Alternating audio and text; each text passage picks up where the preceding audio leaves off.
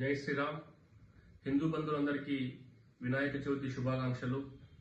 ఈరోజు భక్తి శ్రద్ధలతో నియమనిష్టలతో గణేష్ను ప్రతిష్ఠించుకొని పూజలు నిర్వహిస్తూ ఉన్నాము.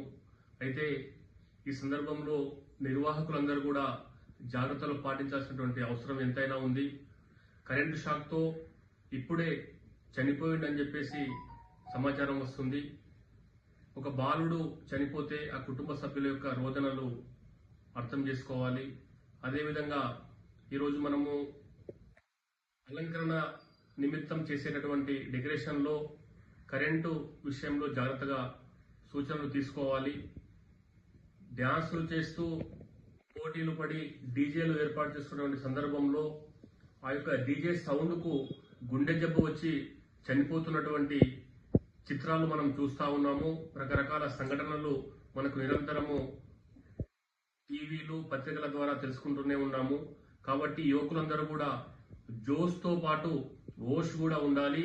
మనమంతా కూడా అత్యంత నియమనిష్టలతో పూజలు చేస్తున్నటువంటి వినాయకుడి పండుగ మహోత్సవాన్ని ఇంకా మరింత వైభవంగా నిర్వహించుకోవాలి. కానీ ఏ ఇంట్లో కూడా విషాదం నింపకుండా, ఏ తల్లి కూడా కడుపుకోత శోకించకుండా మనమంతా జాగ్రత్తలు తీసుకోవాలి. అదేవిధంగా నిమజ్జనం సందర్భంలో కూడా నీటిలో తొక్కిసలాటలు కావచ్చు, లేకపోతే వరదలు వస్తున్నటువంటి సందర్భంలో కొట్టుకుపోయేటువంటి ప్రమాదం కూడా చాలా ఉంది. అన్ని విషయాలు ఈరోజు ప్రతిష్టాపన నుంచి నిమజ్జనం వరకు కరెంటు షాక్ విషయంలో, డెకరేషన్ విషయంలో, డీజేల విషయంలో, నిమజ్జనం విషయంలో 1-2 సార్లు ఆలోచించి జాగ్రత్తలు తీసుకోవాలని చెప్పేసి సూచిస్తున్నాము. నిర్వాహకులందరూ కూడా, భక్తులందరూ కూడా కరెంటు షాక్ విషయంలో అత్యంత జాగ్రత్తలు పాటించాలి. మనము రేపు చేసేటటువంటి వేడుకలను మరింత శోభాయమానంగా చేసుకోవాలి.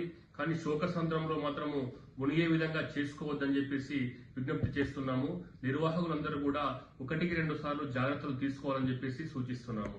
జై శ్రీరామ్.